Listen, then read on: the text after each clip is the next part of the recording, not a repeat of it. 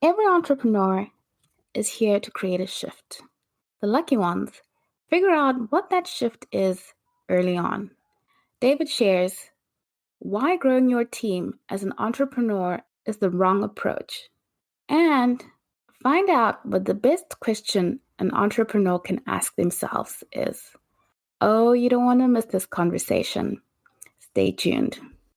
Welcome to Reinventing Perspectives, the show that's made for Christian entrepreneurs. We're going to talk about everything from faith to business principles to family life to profitability to strategy to tactics to self-care. If you need it, we'll talk about it. I'm your host, Priscilla Shumba. Without wasting any more time, let's dive into our conversation. Welcome to Reinventing Perspective. Today we have a very exciting guest. We have David Tyler Klaus, and he has 3 decades of being a serial entrepreneur under his belt. He has a best-selling book, Mindset Mondays with DTK, and he is a mentor coach. So, wow, we're in great hands today. David, please introduce yourself to our audience. So thank you. No, and I think you captured the interesting highlights, right? I've been doing this for a long time. I've only, you like that? I've only been a professional coach for the last 12 years. Before that, I had lifetimes in hospitality and then technology. And I learned so much about how to do it wrong that it informs my coaching and the work I do with entrepreneurs a lot. My favorite way to describe it is that I reintroduce successful entrepreneurs to their families. And I say it that way because of that reaction. What landed for you when I said that? Us and our audience are early entrepreneurs, and a lot of times we give into that message that you've got to be all in about the business if you wanted to be successful. Yeah. And go in and make that your life so that it can be something. So that really landed with me there. Yeah. By the way, it's the same unwritten rules that I had too, which was when I put everything into my business and I make it successful, then I'll have time for everything else that's important. Except that somewhere along the way, you realize that you're so over-calibrated towards your business, you've lost connection with everything that's important. And that can get really dark. You know, in 2005, that had me ready to jump off a bridge. And that's not what the whole idea of being an entrepreneur is about. The idea of leaving this place better than you found it. Essentially, every entrepreneur, I believe that every entrepreneur is here to create a shift. The lucky ones figure out what that shift is early. Some of the rest of us have to wait and beat our head against the wall and figure it out later. And I think that's because all of us inherently are here to leave this world better than we found it. And who better to make that happen than entrepreneurs? Absolutely. I love that you say we're here to make a shift. Okay, what do you mean by shift so that we're all on the same page? Mine was discovered in a really weird way. In the technology company my partner and I had years ago, we wanted to know, before we did this whole digital initiative for the company, we wanted to sit down and meet with the executive suite and understand where this digital stuff fit into the rest of the company. That way we didn't have somebody at the end, as we were opening up the website, somebody coming in and saying, wait, it's not blue, or it doesn't do this, or it doesn't have that. We got rid of the late stakeholder problem that's inherent in consulting. So in that room, I would ask them, why is your company special?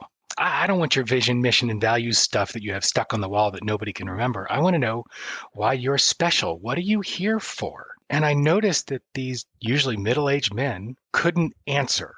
And if they did, I would get more than one answer. And if you've got a company where the leadership has different answers about why they're special, why they're here, what they're on this earth for as a company, that's a problem because you've got leadership going in different directions. Well, then I noticed, when you bring that lack of self-awareness to the company, it's flat culture, flat profit, flat growth. It's meh. But the problem is they didn't know why they were there. And when you bring that home, it's toxic to the family or your community or your faith-based community or your country. It's just soul crushing. And that wasn't okay with me. And what I realized is that was the piece that wasn't okay.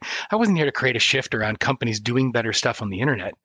Right? What moved me to my core was unearthing and unleashing the power of the heart. That's the real work. And that's the shift that I want to create. And I started noticing the people that were truly successful, not monetary, but fulfillment, making an impact. They knew what the shift was they were here to create. And that's become the common thread. We're all here to create some sort of a shift. Why else would we be conscious in a way that other animals aren't? We're made this way for a reason. Let's figure out what it is. So is shift the same as purpose? Am I understanding it correctly? Is shift kind of in line with purpose? It's absolutely in line with it, right? Shift is the outcome of your purpose. It's one of the ways in which you living your purpose shows up. You are shifting the world around you. You're creating something new or different. Now you got us really started here. I'm going to give the audience a little bit of a background because you are a mentor coach for one of the oldest and largest coaching schools. To have you on is just absolutely amazing because we know that we all know what we need to do. Somehow we know what we need to do, but for some reason we just don't do it. How do we rewire our mindset? I love the question because buried underneath that is, why don't we do it?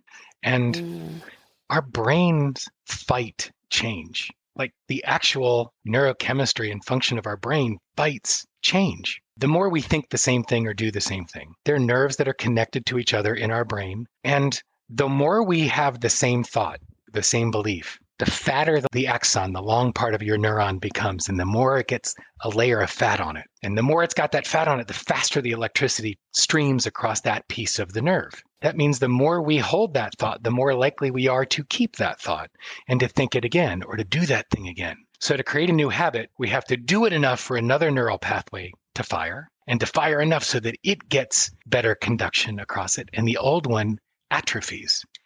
And the problem is we have short attention spans. Humans are distractible, even without ADHD. It's, ooh, shiny. There's always something else. And so we don't give enough structure or time to learning to make it stick before our brain goes back to the old way. So it sounds like you have to fight a nature that you've created, kind of like a second nature that you've created. That's why it's so difficult to change. Wow. That's why it can be. It does. Our brains fight it a little bit. Mm-hmm. I don't want to trigger anybody who doesn't like math, but stay with me for a second. If you go back to the way we were taught math, there would be a test at the end of every week, except the first week. Because the first week you learn the first chapter. And the second week, you're using the concepts from the first chapter in new ways with new content to learn new stuff. And at the end of that second week, you were tested on the first week. So you learned it, unpacked it, applied it, and then got tested on it. And that would continue. So you actually were using what you were learning. So it wasn't just stick it in your brain and hope it stays. And the REWIRE framework, the 6-step framework that we built for the book was exactly that. My book is Mindset Mondays, 52 Ways to Rewire Your Thinking and Transform Your Life. The REWIRE, at the end of each of these chapters, they're all short, readily digestible, and immediately actionable content. And then 6 steps to walk you through how to then work with that content, take it out in your world, use it, and then revise it and use it some more.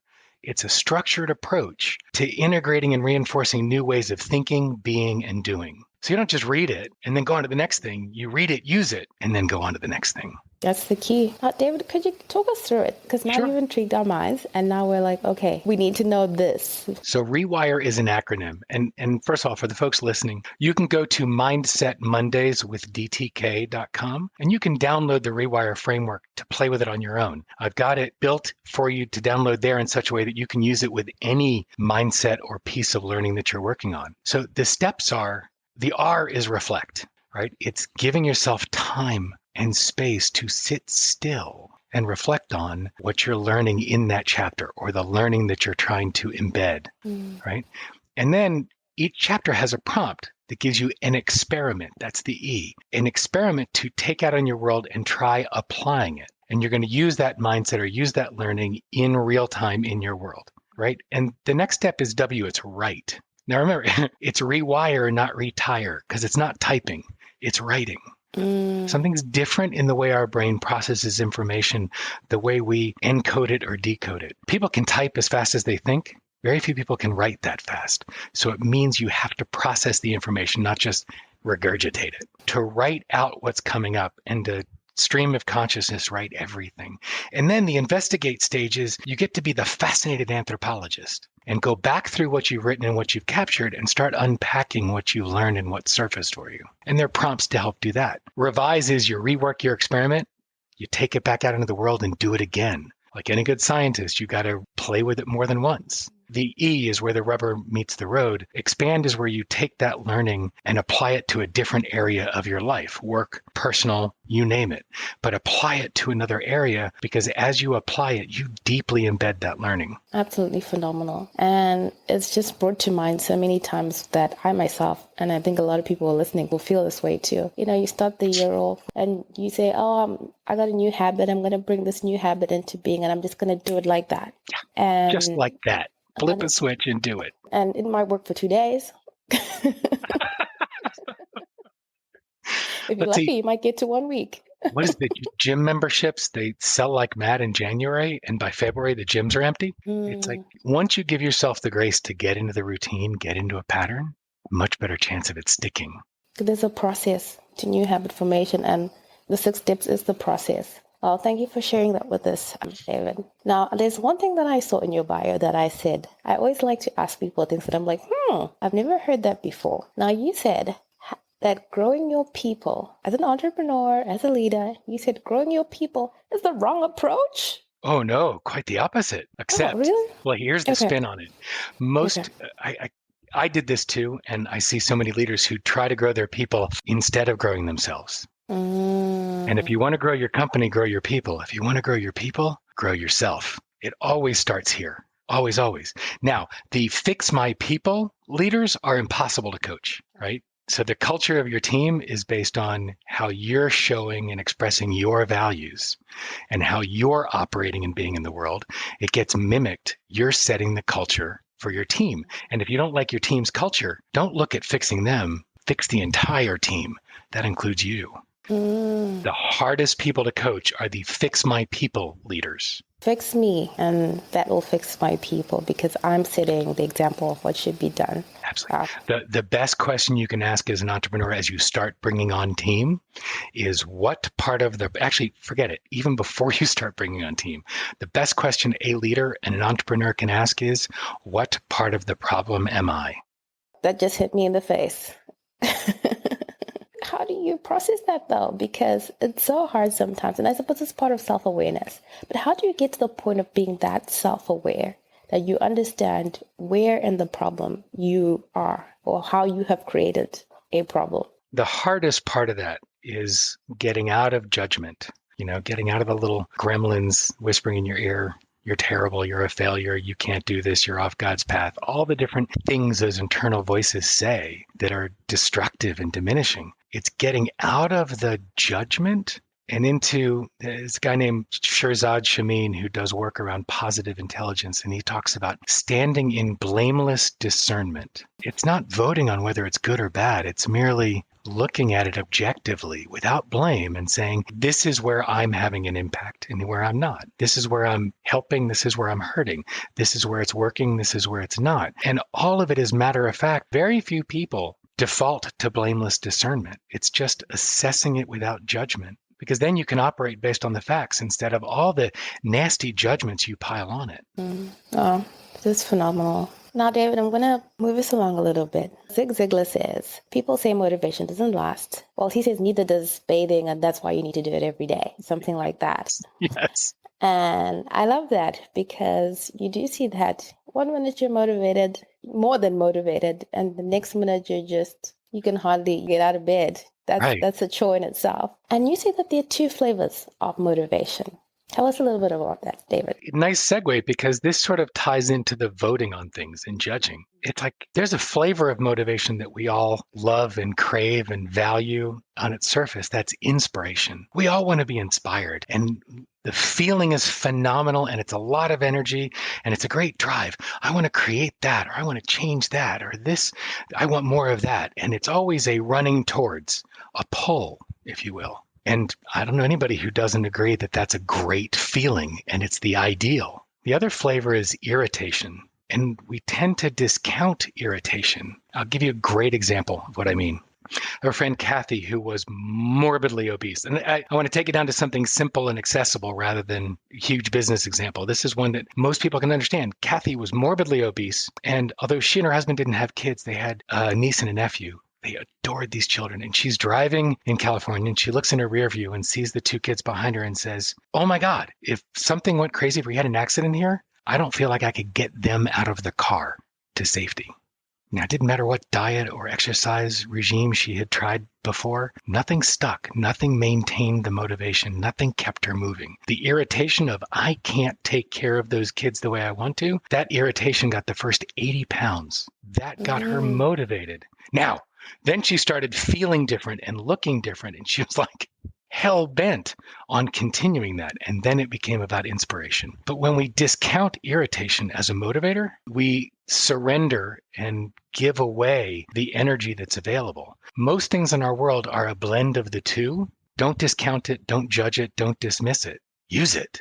Oh, absolutely true. And because a lot of times we go for the hype, and you got to keep feeding that hype all the time to keep it going. So well, and then we can thank you fall for prey sharing to it. Think about all these, the catnip marketing on the internet is 6 secrets to 6 figures, 7 secrets to 7 figures, all this stuff that most of those plans do nothing but separate people from their money and delay their dreams because they're not a way for you to shift your thinking. It's a way to motivate you through scarcity, that the only way to do it is to use somebody else's system or structure, to do it like they did, where they did it, when they did it, which is why it worked then, and not to map over that learning to who you are and who your market is and what the shift is you want to create and what the plan is for you. So it's important that we always look at it through the lens of, what am I here for? Who do I want to be? What motivates me? Then you get to map that learning onto you instead of just doing it like somebody else did. David, you talked about being driven by scarcity, which is what the media does a lot. And a lot of us react really quickly to that scarcity. Now, how do you create the opposite?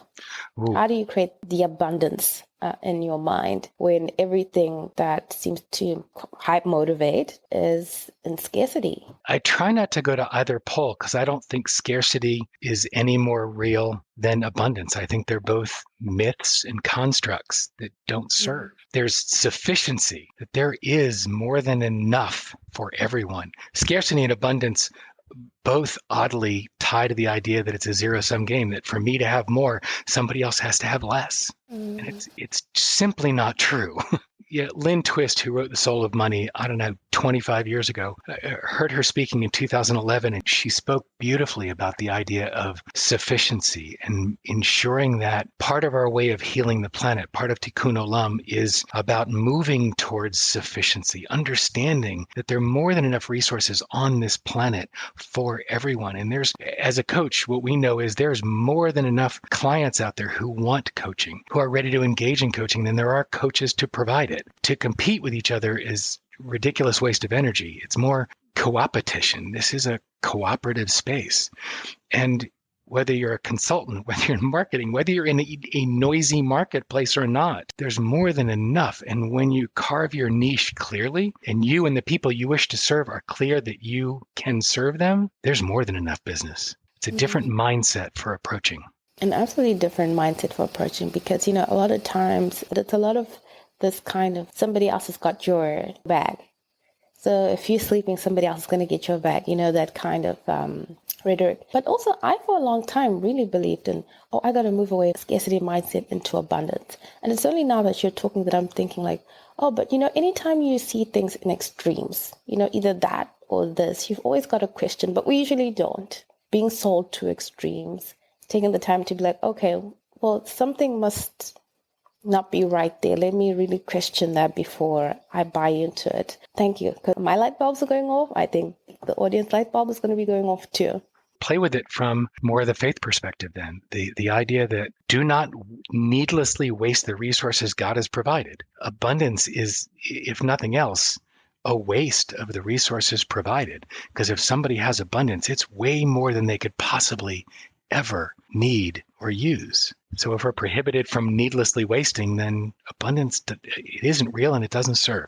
David, I'm going to jump a little bit. Okay. Now, you have a lot of hobbies. And as many entrepreneurs, I was reading this and I was like, either what time does this man sleep or what time does he get to do all of these things? You run your business, you're a distance cycler, you're a wine collector, you're a gold medal rower. what time do you get that done? How do you create that work-life balance? By not using that phrase. I'll tell you why. Whose crazy idea was it to put the word work first, right? Why is it work-life balance? We are not put on this planet to work. That's not how it is. We're here to live. Work is part of what we do. So is faith, so is community, so is family. All of these aspects of our life, and we pick the word work in this phrase where we're supposed to achieve balance, and we put it first. No. The idea is to create a life rhythm, a rhythm across all aspects of your life that work for you now. And finding that rhythm is different than balance. To balance two things, you have to separate it, right? Good luck separating work and life anyway. And that was before the pandemic, before we're locked down. Nobody finds time. To carve out time and space and energy and attention for the things that are important to me, I have to find a rhythm that works. I'm not going to go out and ride 100 miles every day. My wife would have shot me. They call that concept the spandex widow. The spouse is outside wearing spandex on a bike and the other partner's at home going, what the fuck are you? So no, it's finding a rhythm that works for your family, your business, your life, your values, your goals. So if we get out of this idea of balance, it's a lot easier. It sounds to me like, let me know if I'm getting it correctly. A lot of times, like you said, we even copy and paste things like work and life balance. Like, what should it look like? Oh, it must mean I must be at the gym at 5:30 because that's what people do. Right. Does that work for you? No. Yeah. Now, I know entrepreneurs who are listening because I also, when you said we shouldn't start with work, I was like, what? Early entrepreneurs, we're all about the work. One of my favorite things to do that really irritates entrepreneurs is ask them how much they need to make. And most of the time I get deer in headlights or crickets. Like, no. How much do you need to make? Worse, how much do you want to make? And the answer to that is more. And by the way, if they come up with a number, say, where'd that number come from? And they can't answer it. It's very, very few who have done the work to understand what they need to make. Therefore, what the money is for. And when you know what the money is for, it means you got a clear sense of what the life is you want to create. So I'll do this really quick. Here's the game. Start with, what do you want your life to look like? Pick a time, 5 years out. And I don't mean it's Wednesday, I get up at 5, I do, no. I mean, what do you want it to look like? Where and with whom? And what are you doing with the emotional field?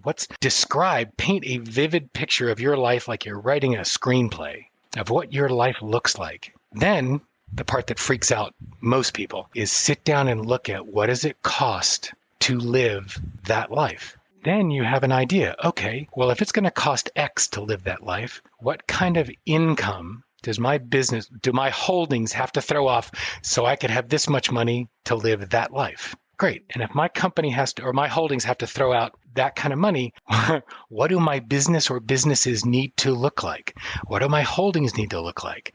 Right. And then from there, you can back it up to what do my product and service mix have to look like? And what does a team have to look like to support that? And so on. And you're working backwards from what you want it to look like there to what it is right now. Then you see a roadmap of what to build and how to build it. But if you try to plan moving forward, which is what entrepreneurs do, what's my next step? That's what we do, right? Yes. No, plan from a point down the road, looking backwards to where you are now. And that's how you build a roadmap that will get you somewhere. And that's how you answer, how much do I need to make? Otherwise, you're just throwing numbers. That's really great. When you picture your life, you begin to see, okay, part of that screenplay for my children and the relationships I want to have. Then when you go backwards, you realize that what I'm doing, is it going to get me to that screenplay? It's more than just a business. If I want to have a great relationship, is what I'm doing right now going to help me to get to? And now I begin to see that you're absolutely right. I'm sorry, the entrepreneur in me was like, work. But I needed to say that because I know a lot of people listening and they're thinking it too. And that life does come first before work. Wow. No. Wow. And listen, don't think that I got it right all the way along the way. I launched a company with a 6-month-old baby at home, and my wife raised our children for the first 10 years alone. And by sheer act of will, she was patient enough to stay. And because she always knew the intention was there, it just took me 10 years to get my head in a place where it would work. And to start being part of all the different aspects of my life and not just work. It is the natural tendency, the entrepreneurial seizure is to leap in headlong because if I don't do it, nobody else will. I'm the only one. This is the only way. That's not true. That's the surest way to end up in the hospital or a box. or Wise divorced. words. Wise words. Now, David, I saw that you do work with impact billionaires. What's that about? They're the most amazing group of humans I've ever met. It's not like Elon Musk, who has billions of dollars, all of a sudden deciding he wants to have an impact, right? That's not it. Impact billionaires, they're not motivated by the number of dollars they amass. That's not it. It's the number of lives they touch. And the goal is to impact 1 billion lives. Now, these are fascinating humans because they always seem to be able to source the money they need. They don't have resources, they are resourceful. And whether they're funding they're getting or they're able to raise the money or earn the money themselves, there's always sufficient funding to do what it is that's important to them. And they're working with ideas or concepts that are changing the lives of a massive amount of population. So I'll give you an example. Robin Jorgensen runs a group called Women Igniting Change in the Cora Foundation. And the work that we've done over the years, what Robin has created is an NGO that is designed to unearth or unleash the contribution of women. And the idea is, for instance, what they're doing in Rwanda is changing the way women are seen, included in, and relied upon as the economic engine of the country, working with the gender minister and working with other NGOs. And this is the model that they're doing, opening centers for women across Rwanda. And then from there, moving across the other 53 countries in Africa. This is a way to change the lived experience of millions and millions of people across Africa. Because when you change the lives of women with education and the ability to generate income and wealth for the family, it changes the entire nation. So that's what I mean by impact billionaires. I love how you hook us in with the billions, and it's a phenomenal to impact 1 billion lives. Wow. Amazing. That's amazing. That's a shift. Yeah, that's a shift.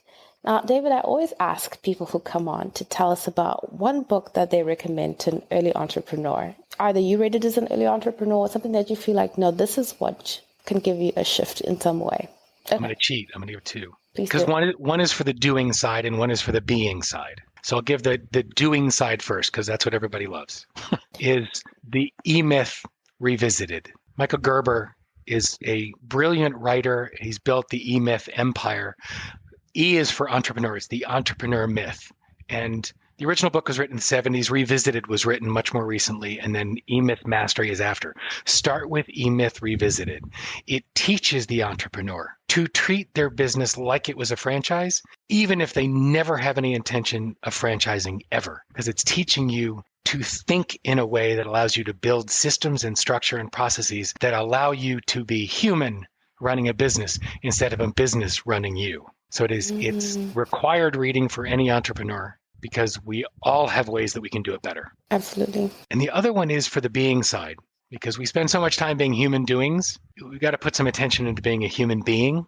And there's a book called The 4 Agreements by Don Miguel Ruiz, R-U-I-Z. It's an incredible book that allows you to change the way you engage with everyone around you. 4 simple agreements, 4 different rules for how to live, and a beautiful setup that helps you understand why we, through our education and acculturation, end up not living that way.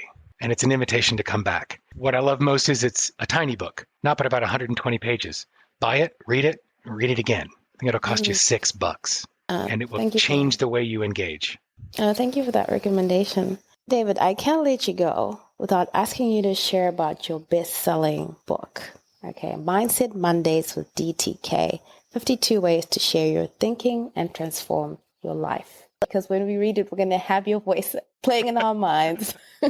Well, to be fair, I didn't set out to write a book. I didn't. 3 years ago, I started a live broadcast every Monday morning, 10 o'clock Eastern. I do a 10 to 12 minute live broadcast, Facebook, YouTube, LinkedIn, and Clubhouse. And it's a conversation about mindset, leadership, and learning because they're inextricably linked. And I wanted to get better at speaking to any topic through the lens of my point of view. So I started this for me, for my learning. And people started showing up and people started coming back week after week. And I'm 3 years into this, and there's a community of folk who we've opened up for people who participate in the live broadcasts to communicate and share successes and challenges all throughout the week. So what I did was my learning and my theories and my understanding of mindset and leadership mixed with some neuroscience that you don't have to understand. It's laced into the book, and the learning from that community of participants in Mindset Mondays. And I created a book. Best way to use it is to read one chapter each week, follow the rewire prompts and use it out in your world. And you'll start to see within several weeks, your world will transform, because when you change your lens, the lens through which you see the world, you change the way you experience it. So truly, change your lens, change your life. I wrote the book I needed to read 30 years ago, and 25 years ago, and 20 years ago. I wrote the book I needed to have read. Now, our last question, David, before we let you go, we always ask, what has faith meant to you along your journey? A frame for the way I choose to be in the world. Basic principles of Judaism hold that we treat people well always and in all ways, and that we leave the world better than we found it, period. That's our responsibility. That's our job here. And there are lots of different rules broken out about how to do all that. But those for me are the two basic formative concepts. It's the foundation of all three of the Abrahamic religions. It is the core of Judeo-Christian belief structure that we treat people well always and in all ways, and we leave this place better than we found it. When I'm being conscious, that shapes the way I engage with the world. When I find myself off track, it's because I've gone unconscious and out of connection with what's important. So if I had to put a frame around it, that's how faith has shaped my professional life. Thank you. It's been an amazing conversation, David. Thank you for being with us and taking the time. Please go to mindsetmondays.dtk.com and make sure you download the REWIRE framework and apply it to your life and begin to see things through a different lens. Thank you, David. If you got any value out of today's episode, please do leave a review and let us know what kind of guests you'd like us to bring on and what exactly it is that you'd like to know. Also, connect with us on Instagram at Reinventing Perspectives. Visit our website, www.reinventingperspectives.com, where you can grab a free preview of our latest book, The Christian Entrepreneur's Toolkit. Thank you so much for listening in. We absolutely value your time and we value your input. Have a great day. If you love what we're serving here at the Lessons of Entrepreneurship, the Journey of Reinvention podcast, please share this episode and have some conversations around these principles and ideas. There's nothing better than talking business with a fellow business bestie. Bring some inspiration to your entrepreneurship journeys. And as always, thank you so much for listening in and see you soon.